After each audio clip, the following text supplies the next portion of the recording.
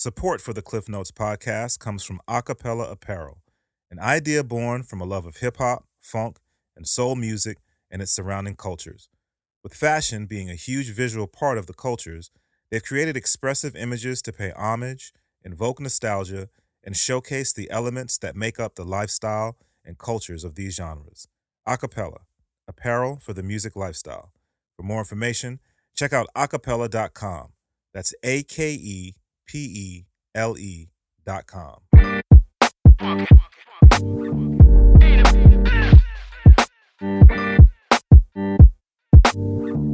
Yeah, y'all. So it's your guy DJ Klyph, man. We back at it again. Another episode of the Klyph Notes podcast. Big ups to everybody who's been checking out the podcast, man. Remember, you can subscribe everywhere you listen to your podcast, on all podcast platforms, Spotify, iTunes, everywhere. Anyway, had an opportunity to connect with this brother. It's kind of crazy. I guess it was a year ago, and then he came through and rocked with me on the Klyph Notes podcast, on the radio show on Welcome to the Neighborhood last night on X-Ray FM. Kat, let them know who you are. Marco Pavé from Memphis, Tennessee. That's what's up. How you doing, B? I'm doing pretty good. Your second time out here into the PDX, right? Yep. You was out here both times you came in here. You rocked with my folk, The Thesis. Yeah. How was the show? How was the show this time through? It was pretty good. What was the lineup? It was me, a guy named Young Micah from New Orleans that moves to Portland. Guy named Swiggle Mandela, pretty established guy here in Portland, and so that was super cool. And then there was a special guest, Mickey Taylor, that performed. She was awesome. The crowd was nice. Yeah, it was a good vibe. That's what's up, B. That's what's up. Well, it's definitely cool to see. I said this on the radio show, man. It's definitely cool to see when folk come up here and make connections, and then end up building community and coming back, to rock again. So, welcome back to the PDX for real. Man, I appreciate it. Absolutely. So, man, if people aren't real familiar with your story, man, if they didn't get a chance to make it out to the Thesis, or if they didn't tune in to Welcome to the Neighborhood radio show, and I don't know why they wouldn't do that, because it's only one of the best radio shows in Portland. But man, let's talk about you a little bit, man. Talk about your journey. I connected with you soon after the release of your first full length project, Welcome to Grc Lnd. Mm-hmm. And but you've been doing music for a minute, right? Yeah, pretty long time. It's probably like 15 years now. And then just on a professional level, the past like 6 or 7 years. Got you.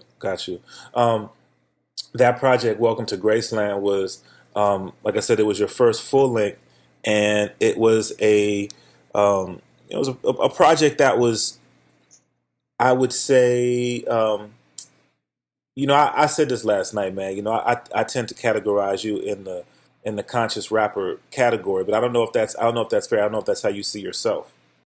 I mean, I don't necessarily see myself like that, but I definitely wouldn't, disparage anybody else from putting it into that category, because that's, how people see it in comparison to other artists that are, void of political messages. So I definitely can understand that lens on it. No doubt. How would you categorize yourself as an MC?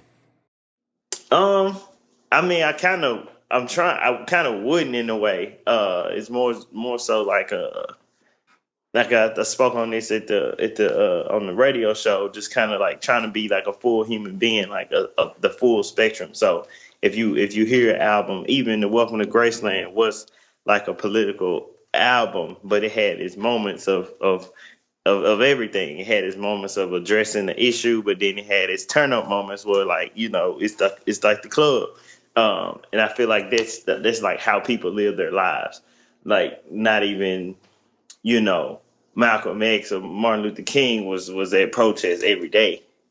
Like, they did other things. So it's kind of like that is the approach. And so I don't know how to categorize that in a way, but it's just all, hip hop to me. I hear you. I hear you. Well, and you said that people listening to the project, that's what they might hear in terms of the politics.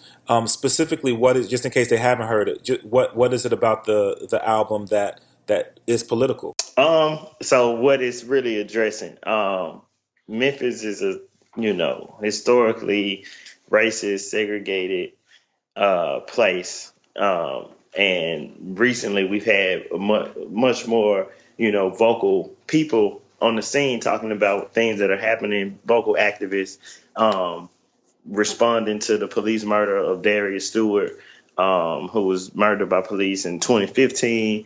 Protests continued to happen up into 2016.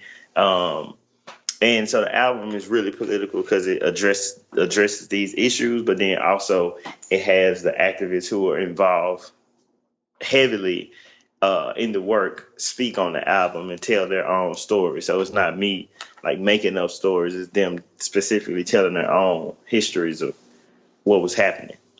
That's what's up, bro. I mean, and that's one of the things that I think is so cool is you utilize this platform, and you connect it with the real voices. I mean, I think that's always been a part of hip hop to a certain degree. When we think of how sampling is a big part of hip hop, and we get an opportunity to maybe hear voices that aren't here with us anymore, but for you to connect with people who are right here, once again, giving them that platform, expanding that. What was the response when you reached out to those individuals? Oh, that was all for it because me, I'm about their life too. So at the same time, it's like they know where I stand. It's like, yeah, Marco is one of the few voices in hip hop that's Memphis hip hop that is even taking this approach, that is even risking the things that he's risking to talk about the things he talks about. So they was already with it because of already my reputation. So it was just like phone calls to make. That's what's up. That's what's up. Chopping up with Marco Pavé. The album got quite a bit of attention for that, I'm sure, but also just as a musical artistic piece, man. It seems it was well received, not just in Memphis, but even outside of the region. Yeah, I think it was. It definitely was. Yeah, like I said, MTV had sent a crew and a writer, Hanif. Well, he was with MTV News at the time, and now he just released a book that's a New York Times bestseller. So he's like really out here doing the work. He's a poet as well, cultural critic, and so they sent him and the crew to cover the show that I did a month before the album dropped. And so that was super cool. And that's like one of like the biggest pieces of press that I've gotten. So that piece is super dope. And then the album dropped, and then I did the album release.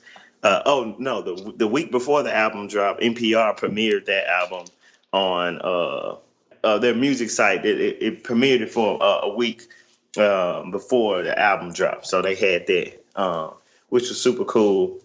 Rodney Carmichael did that. So yeah, it's a lot of press came from it, a lot of good vibes, and then I was able to turn the album into an opera that I started to work on in 2017 as well, and we presented a demo version of that opera, Grc Lnd 2030, in April of 2018. It's crazy, B. Crazy. And what was the response to that? I mean, it's not every day that we get an opportunity to hear about the hip hop opera. I mean, Yeah, it was good. We had two sold out showings back home, and I think it's for one, people were scared of the idea of a hip hop opera in general, but once people started to see the content of what I'm talking about in the opera, because the opera is much more political than the album, I would say. Um, and so, when it comes to getting an opera off the ground and getting funding for it and things like that in a place like Memphis, you barking up impossible treat So yeah, it's the response is on one level is like amazing. We really want to see this, but then on the response on the level of financial backing is like, yeah, we'll never see this come to full light if it's up to us. Wow, B. Wow. And then, once it was all complete, do you feel like your vision was you were able to actually get your vision in a place to be received by the audience? I do. So it was we call it a demo version because what I really wrote was basically like a two-part 60-minute or an hour and 20 kind of piece that's really like intense and very drawn out. Um, Obviously there wasn't space to do that within the context of what I was hired to do, so we did a smaller a scene, basically scenes from the opera, and broke it down in that way. So yeah, with the limited amount of time and things that I had before me, I definitely think we was able to do much more than uh, would have been possible if I had been some another kind of artist kind of deal. No doubt, no doubt. Chop it up, Marco Pavé. Yo, the idea of being able to uh, take a piece of art in one form, that of an album, and then morph that into another form, the opera, and then also having an opportunity to do visuals, which you've done. I mean, it seems as if what you're working on is building more than the traditional just MC. I mean, you're really working on multimedia through your art. It's what it looks like. Definitely. I've always thought the video was the key to telling more stories, um, and getting messages out there. Like, cause video is just king. And unfortunately, like what made this be a much more of a reality for me was after that piece that MTV News did. They fired that entire staff. Um, and it was reported that they were moving more towards video content because MTV News is like this very, worded, intricate. If you're a musicologist or you like, the idea of music journalism, you loved it. But if you were like a millennial and you're just looking for clickbait and fast turnaround stuff, they were pretty much trying to compete with everybody else, and so their entire staff got let go, and they started moving towards video, quote unquote. So yeah, that's Wow. a bad example of what I'm talking about. But video is king, and digital content in those kind of ways are vital to a story. No doubt, no doubt.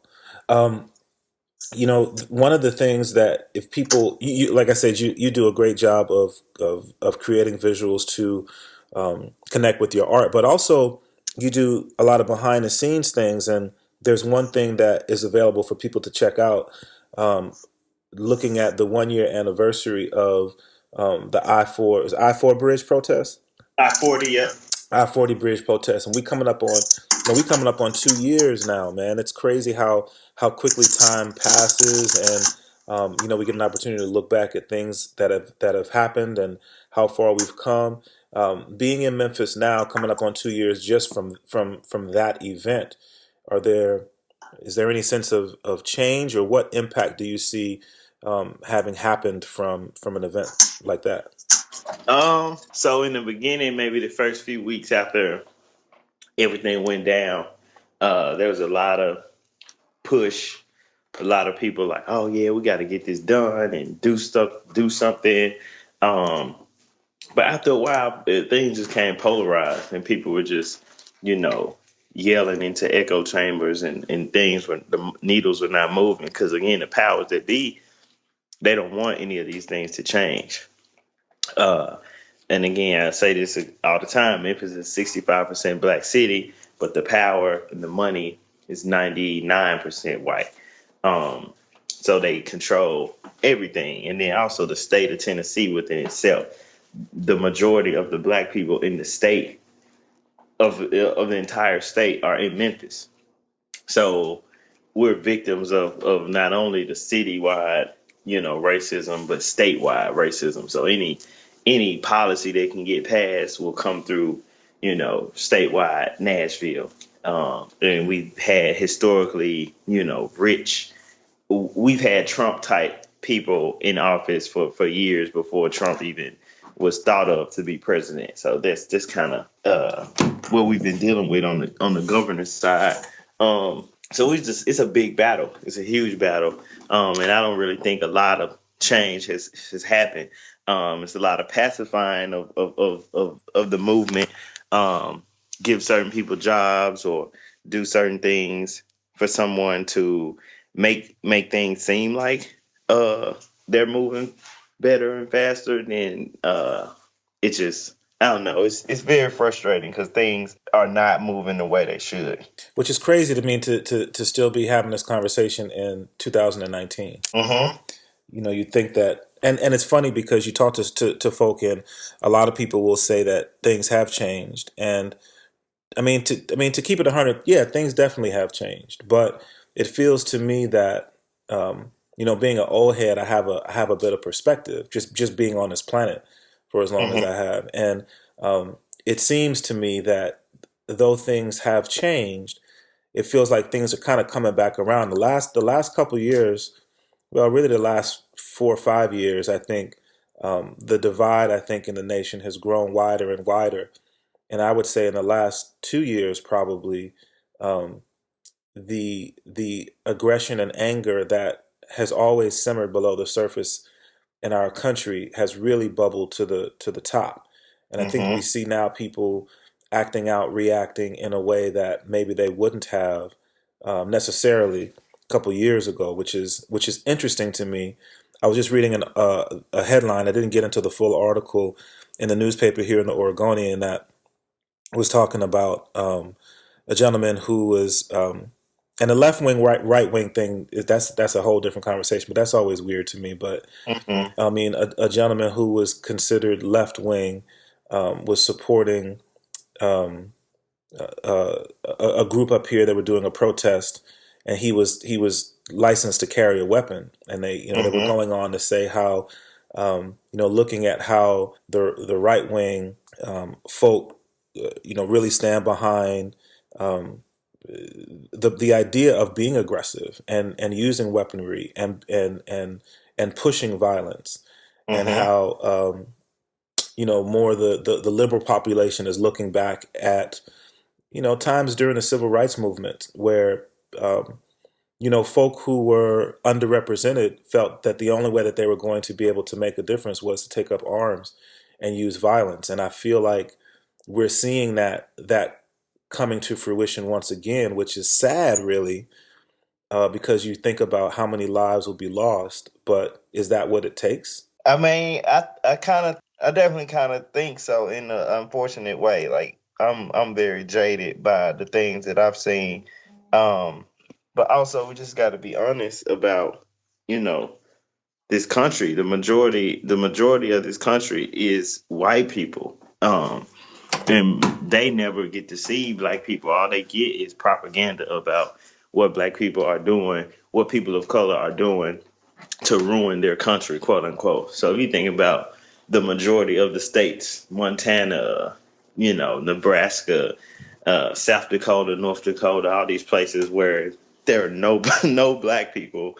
That's where a lot of these racist ideas even come from. And then you even think about a place like Oregon that was basically founded as a state, a whites-only state, with a lot of influence from people from the South moving down here to escape, whatever they thought they were trying to escape. So I don't necessarily think it has to come to violence per se, but we definitely have to be mindful and open to how violent this country is and how much racism is built into the fabric of everything. Yeah, and I've said that. I've said that for many, many years. Even as a young man, as a person who really didn't have a lot of life experience yet. I mean, I've often said that it is woven into the fabric of this country. You talk about how this country was built, and again, man, especially in the times in which we live, where there's this whole conversation about immigration and who belongs in this country and this, that, and the third, and you think about it,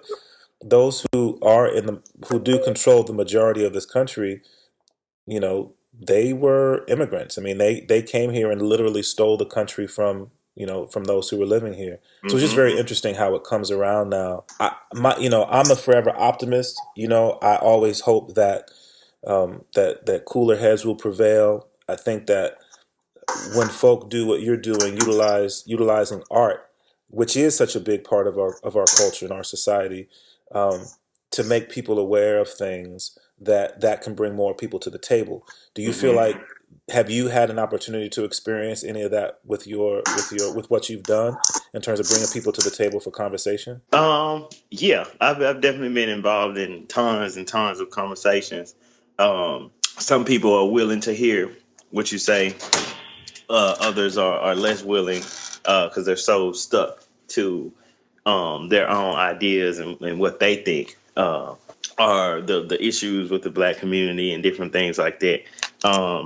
And at a certain point, I get to the point, specifically at home, where I'm just like, I don't want to talk to white people unless they are, cutting a check, because it's really, what it boils down to. You can talk about, education. You can talk about, collaboration and community and sticking together and all these things. But if we're not addressing the issue of a systematic system being in place to keep black people down for, let's take slavery off the table. If you just go from 1865 to 1965, that's 100 years of oppression all across this country. And then 65 to 2018 was another, 50 years of more things. So it's like, if you're not there, you can't start there with me in the conversation. It's like you pretty much need to just be listening or paying for people's reparations in a way. Wow, that's deep. That's deep. So yeah, I mentioned this on the show last night, man. There have been the comment or the statement was made that Portland is the whitest city in America. Hmm. And to be honest with you, I haven't done enough research to know if in fact that's true. But coming from Memphis, as you just described, a place where the population of black folk is the majority, and then coming to Portland, coming to Oregon, what's that experience been like for you? Just seeing the difference. So it's not as much of a culture shock because I'm in the state of Tennessee. So as soon as you leave the city of Memphis, it's similar. So the state of Tennessee has a population of 7 million, and Memphis has a population of 650,000. City proper in the statistical metropolitan area is like a million plus. So yeah, I'm definitely very privy to not seeing any black people outside of Memphis. But in a city, in an urban spaces are usually, more diverse, and so it's definitely a culture shock to be in an urban space, and to not see as many black people. Yeah, yeah. I mean, it is definitely something to get used to. And I think I mentioned to you last night, man. I mean, I've been here in Portland long enough now to definitely have gotten acclimated to it, and it's interesting to me. I find moments where um, a lot of things are brought more to the forefront beyond just the obvious sense of inequality that I know exists in this country, and some of those things I've chosen. You just have to move through that just to not go crazy. But Yep. um, it was interesting. I watched uh, on Netflix. I watched a program called Remastered, and they did a feature on Sam Cooke. And it's interesting, bro, because I was thinking about you because there's a portion of the program where they were talking about when he was in Memphis, he was going to do a show in Memphis, and the theater that he was going to do it in was segregated. And he said, um, if I can't perform in a place where black folk are going to be able to enjoy my show just like everybody else, because all the black folk had to sit up in the balcony so far away from me, he said, I'm protesting. I'm not going to do the show. And I can't remember who else is on the bill with him, but they all were in a hotel in Memphis and agreed we're not gonna perform.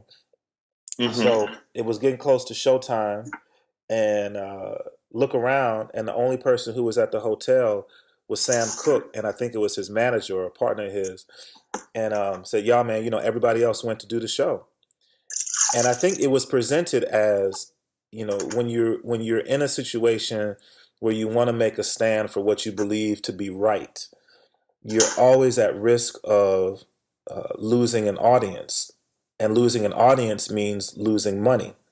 And Mm-hmm. we know that you know, this world operates on money, man. I mean, it rules things for real, for real. They Mm-hmm. touched in the documentary also on his connection with Muhammad Ali and Jim Brown, two gentlemen who decided that their fame and fortune was not enough to keep them from standing up for what they thought was right. Mm-hmm. So I say all that to ask the question: being an artist, being someone who um, has seen the importance of using your platform to spread a message of equality, is that a concern at all of yours, of when you speak out on things, the negative impact that it could potentially have for your career? Um, I definitely have thought about it, and I've been warned by people who have been jaded and scared of the industry per se.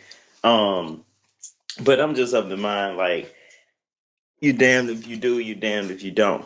So I really can't even care about potential money that I possibly may not ever make.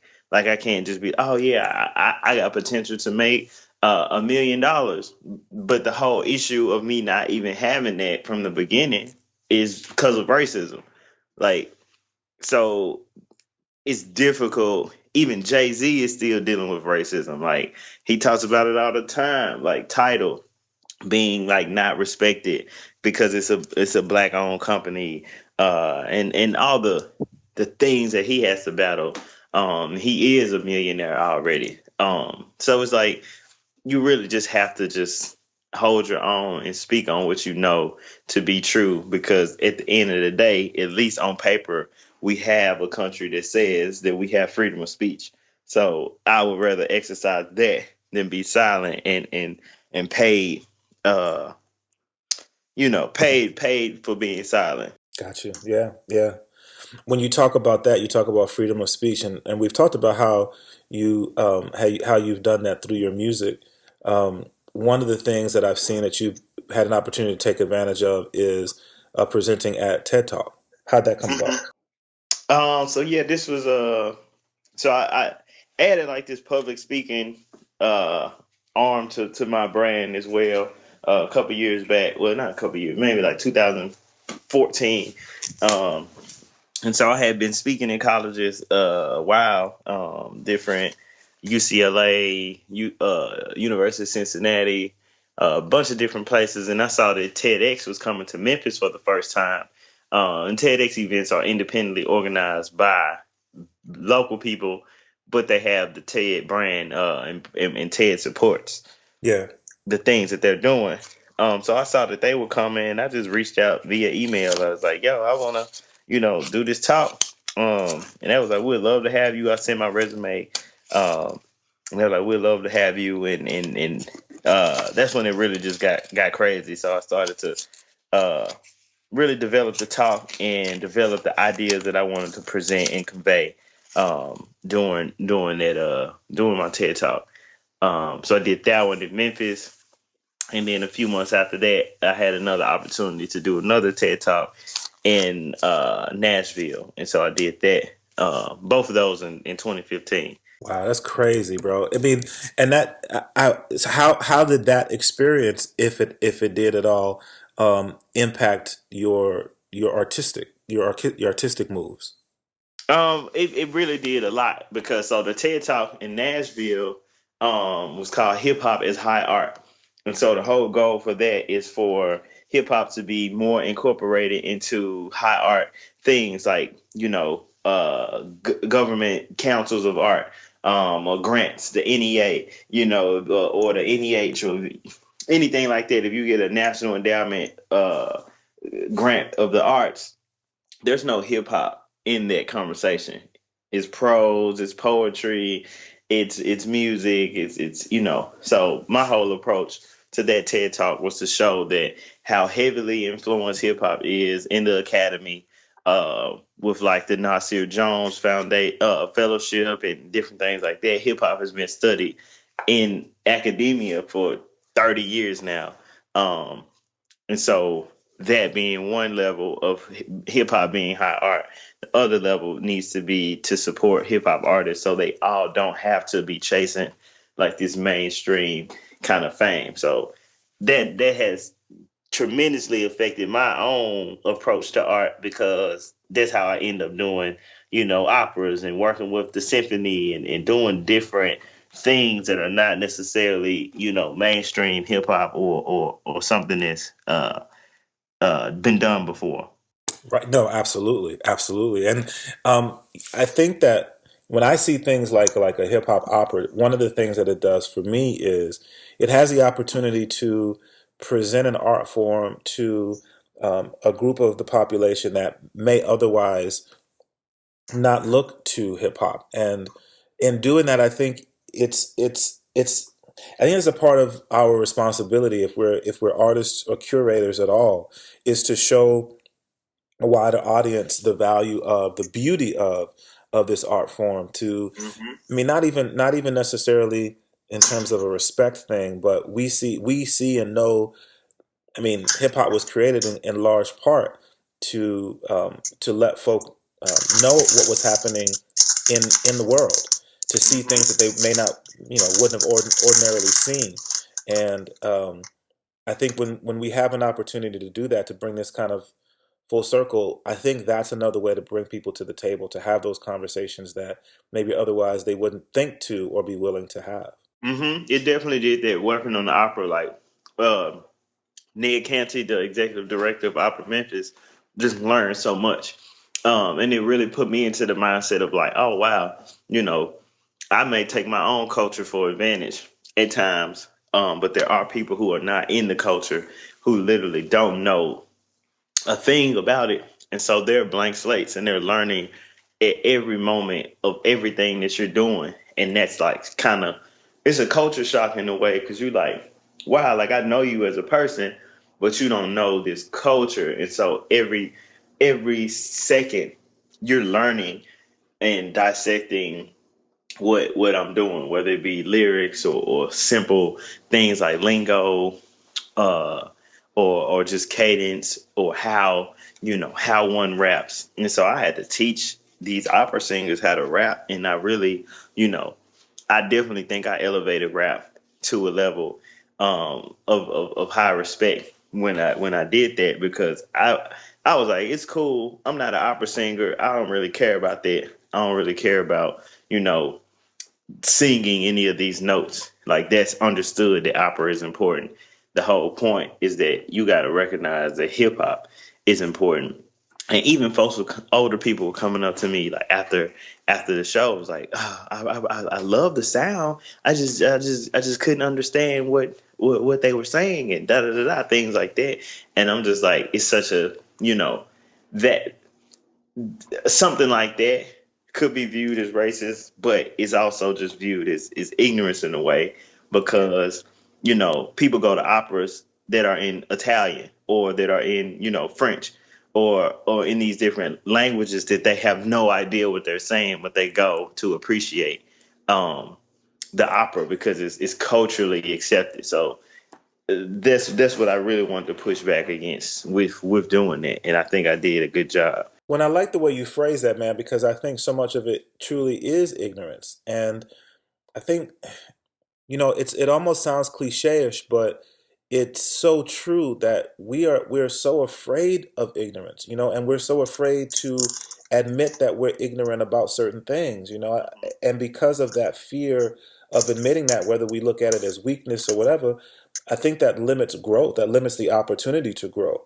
It because I does. always have to be right. I always have to Hmm. show that, I can't ask for help. I can't say I don't understand things. Hmm. And I think that it just limits growth, man. So again, I applaud you for um, for taking this on and moving in a direction that's not traditional when we think about the art form of hip hop.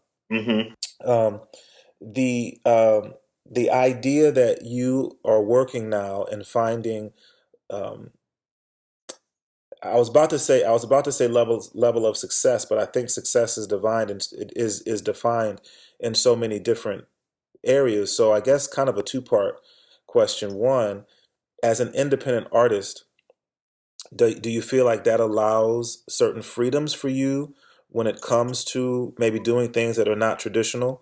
And then two, how do you define success? Like, what's going to be successful for you? Yeah. So, yeah, that's an excellent question. So just first and foremost, it's like it's a double-edged sword. So the same things that give me the freedom as an independent artist are the same things that hinder me as an independent artist, and mostly that would be funding.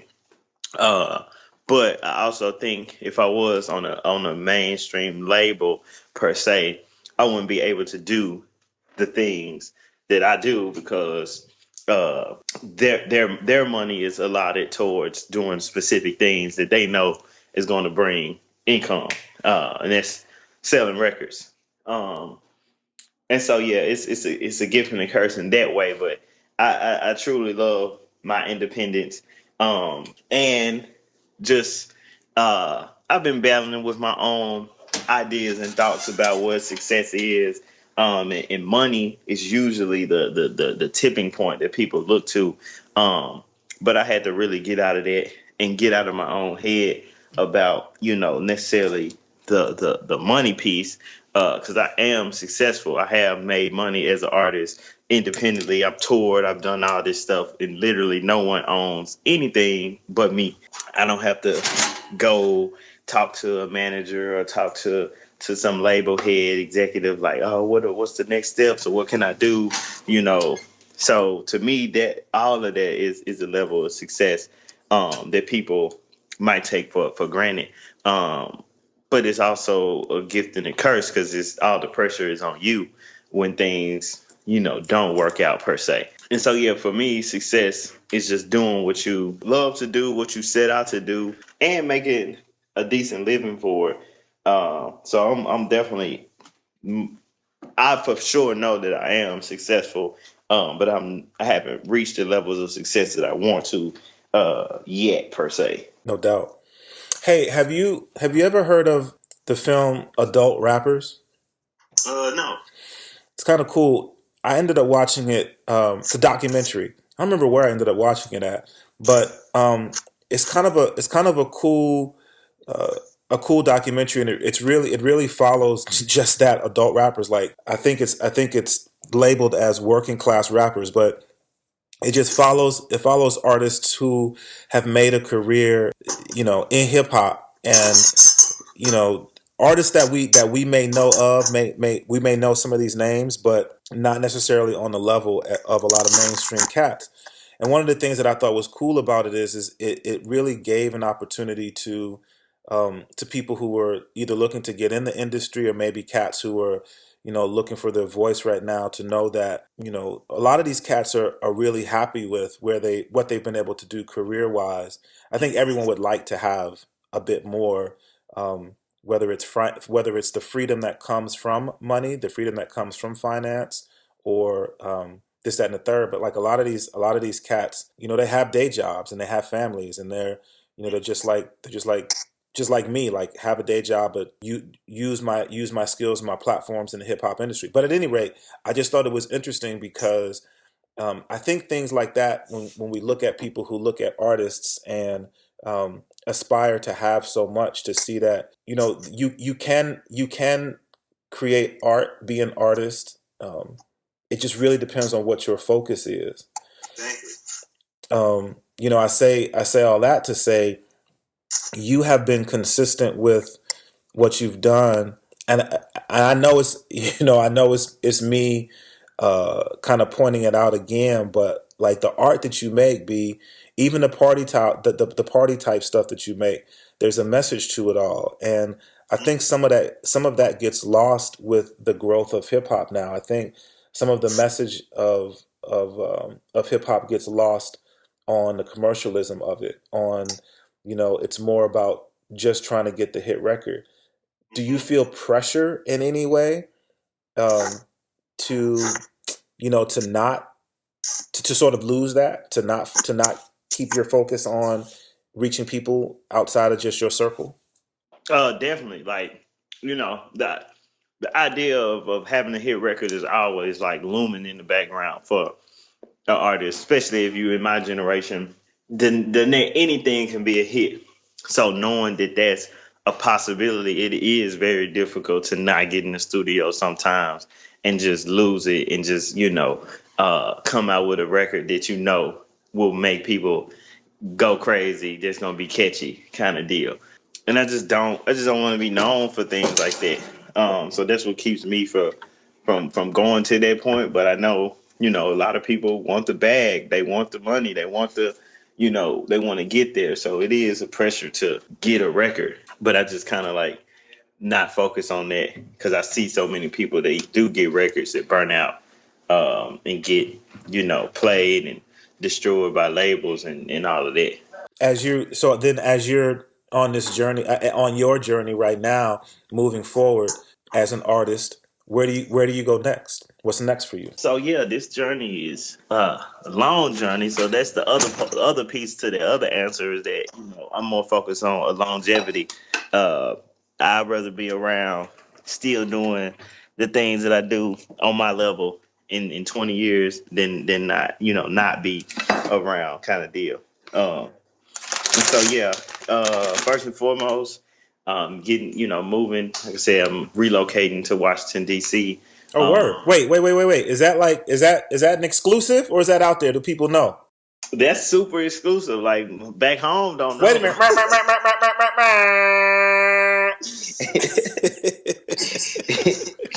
So yeah, gonna do that. Uh, and yeah, that's the details of that. When and all of that is super under wraps. So, uh, anybody that's from Memphis is not gonna listen to this. Y'all ain't gonna know. So yeah, that and really just focusing. I've applied for a few grants, for a few fellowships. I'm really just trying to like work on my craft, and without focus, without having to worry about and stress out about money. Which has to be, I would imagine, has to be a very difficult balance, being an artist and all that entails, um, to be able to do that and not have to think about, how am I going to keep the lights on? Because at the end of the day, yeah, it's nice to have nice things and this, that, and the third, but I got to be able to keep the lights on. I mean, we've heard stories of, people who flash because they feel like that's what you're supposed to do to show a certain level of success, but they're living in their car and showering at the local YMCA. I mean, that's not a way to live, man. It's not, and it's really not at all. And it's certain people, certain people definitely. I was speaking to Madison High School, um, here in Portland, and I was just basically telling them like, you got to be willing to be uncomfortable at times if you want the comforts in life. Sometimes you do have to sacrifice, um, being comfortable per se, uh, to get to where you're trying to get to. So if somebody that might have showered in the YMCA, uh, if they focus the right way and focus on their energies into the right thing, they might not ever have to do that again, and they'll be living better than they were. But they just had to learn in this particular kind of way. Again, getting back to the music piece, man. Specifically, I mentioned it in terms of the visuals. You've done a number of visuals related to a number of projects that people can go check out. And one of the things we talked about on the radio show last night was that, you've also done some directing, when it comes to your visuals. Is that a Yeah, direction you plan to pursue as a part of your artistic journey? definitely. The video that I directed, or that I have credit for directing, was Sale. Um, and it's just super fun to do. It's a super collaborative, thing when you can get to talk to, the filmmaker, um, and or the videographer, and to just express your ideas on how you want to see things flow and how you want to see things go. Um, Writing the opera definitely put me into more of a super creative mindset of creating worlds. So now I'm thinking in terms of worlds every time I like do something. So I'm trying to create a world or characters or scenes every time I like write something. Cell is a cool project, and there's a behind the scenes situation. I'm on your YouTube page right now. There's a behind the scenes situation for Cell, but I mentioned it on the radio last night. I'd like you to tell a story as well about Cell when you were up in, I think you were up in Seattle, and you did an interview with a gentleman up there, and you were talking about Cell and kind of shared, how that was impactful, what that's about. But can you share with this listening audience what Cell is really about? Yeah, so Sale is a story basically about, you know, it's about my life as a lens, but it's really speaking to, you know, the unjust laws related to the drug and cannabis industry specifically. In Memphis, Tennessee, you can still go to jail for weed. You will go to jail if you have weed, or if you're selling it. So I really want to shine the light on that. And I see the differences between places like Memphis and Portland and Seattle, where cannabis is legalized and people are becoming millionaires from it.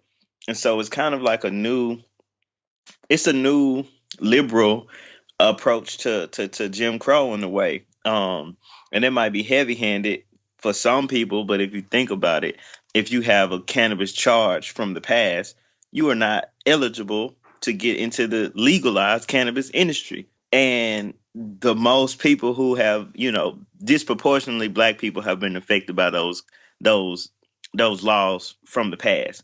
So they're keeping people from being able to even experience the new wonders of uh cannabis. Um and so that's pretty much what the song is about, and it touches on my experience via Memphis. Wow, that's heavy, bro. And for you to have, I mean, everybody doesn't have an opportunity always. Well, I shouldn't say opportunity. Everyone doesn't always get out of their own area. They don't necessarily get out of their own space. And by you doing that and having the opportunity to see the differences here in the Northwest compared to Memphis, that's big in terms of your growth as an artist and your growth as a human being. Just to Hmm. understand that things are different in an area that you can literally drive to, be it a long drive, but you can Hmm. drive. You know what I'm saying? You don't necessarily have to even leave the United States to see how things are different, which is Exactly. that's very, very interesting. It's Hmm. really an interesting thought process, um, and then to be able to share with others, hey, not even necessarily directly related to cannabis, but just that you know what you're dealing with right now, what you're experiencing right now. Sometimes maybe even the idea or the sense that something's not right. I don't know what it is, but it's not right when you Hmm. travel outside of your own circle. And sometimes it's a physical travel, but sometimes it's not even a physical travel. It's more introspective, or it's more just reading and gaining knowledge. Getting Hmm. out of your own way can do such a great thing in expanding who you are as a human being and helping you grow as a human being. It can. It definitely can. And And it does. yeah, yeah. And you've done that. I mean, you've done that, and not only have you done that for yourself, but now you've done that and you've shared that with whoever's listening to your art, which I think is huge. Chopping it up with my guy Marco Pavé. So now you're working, you're looking at making a move. Um, what else is on the horizon? Obviously, building into trying to grow the reach of the opera, which I think is, once again, I think is dope. What else should we be looking for? What else should we be plugged into for you? I'm always working on new music. So yeah, I'm gonna get back home and get back in the studio. So yeah, I'll be dropping some new stuff pretty soon. I just want to get an opportunity to plan out a release without stressing out over money once again. So yeah, I'm just stacking songs and really getting ready. But for the next few months, I'll be on like the speaking engagement tour. So after I leave here, Portland, I'm off for like a week, and then I go to Delta State down in Mississippi.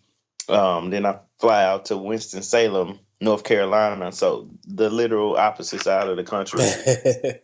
Then I got a couple other events coming up at Queens College and stuff like that. So I'm really honing my skills as a public speaker and just reaching more people that I know for sure do art and talking to them about how to survive as a creative, as an artist, and just giving them insights into my own creative process. That's what's up. If people again want to plug in with you, what's the easiest way for people to do that? The easiest way through social media will be Twitter and Instagram. So that's King of Marco on everything. KingofMarco. Man, if you want to reach out to me via email, you got beats or songs or anything like that, it's Marco at kingofmarco.com. So yeah, I'm available. I'm just trying to connect and build with folks. So let's do it. That's what's up, man. And I have to say, just in terms of my connection with you, I know that you have been so open to and have approached connecting with folk so well. So anybody who's out there who, I think sometimes it can feel kind of funny, just reaching out, especially from an artistic standpoint, reaching out to an artist, whether it's for collaboration or even just to tell someone that you admire what they do or that you dig what they do. But I would encourage people to take them up on that. Marco's put it out there. So definitely reach out. I think that's something that we should do more of. I mean, I think we should do more of celebrating those people that we dig, those people that we're into, those people who we care about. Because at the end of the day, a friend of mine named Tope said to me something to the effect of, when people see that you are making music or that you're doing things, they feel like, that person doesn't necessarily need my support anymore because they got it. But he was saying, that's when artists need support the most. So I would encourage people, man, follow Marco, hit him up, reach out to him, and let's continue to support people who are making good music, doing good things, making a positive impact on our environments, for real, for real. Man, I appreciate it. Absolutely, brother. Absolutely. Any last things that we need to let people know about? Man, I think this is about it. Like I said, this the connecting is the most important thing for me. But be out, be on the lookout for new music and stuff like that. But yeah, just follow the journey. That's what's up. That's what's up. Marco Pavé, brother, really just appreciate you, man. Thank you for coming through the radio show last night. Thank you for doing the interview today for Klyph Notes, man. I definitely appreciate it. Man, thank you. Absolutely, man. Got to give a couple shout outs real quick. First up, thank you once again to our supporters, Acapella Apparel. They have been rocking with us for well over a year now, man. Really supporting the things that we do. Such a cool brand, a local brand, and we are just excited and grateful to have the connection that we have. With them, again, a local brand, which just makes it even that much better. Dope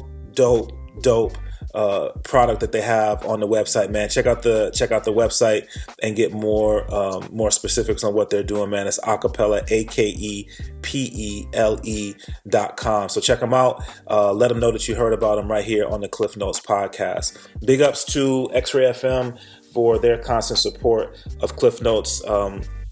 We've been rocking with them for a minute. I do the Welcome to the Neighborhood radio show on X-Ray FM, and they're always gracious enough to allow us to use the facilities to record the Klyph Notes podcast.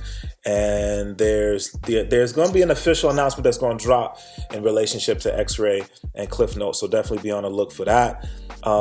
Big ups to my guy, producer, MC, Theory Hazard, for creating the official theme song for the Klyph Notes podcast. If you're not familiar, man, check out Theory Hazard. He's Portland based, dope producer, man, working with some of your favorite MCs. So continue to, again, support good people who are doing good things. Remember that you can subscribe to the Klyph Notes podcast on all your favorite podcast platforms: Spotify, Apple, Stitcher, anywhere you listen to podcasts, man. If you subscribe to podcasts on Apple Podcasts, we encourage you to like and comment, rate. It goes a long way in helping us try to do what we do. If you rock with Alexa, you can ask Alexa to enable the Klyph Notes podcast. And then hit us up, man. If you have questions or comments on the podcast, you can hit us up at klyphnotes@gmail.com. That's KLYPHE notes@gmail.com. All right, y'all. Thank you so much for tuning in, for connecting. God bless you. Until we have an opportunity to do it again. Peace.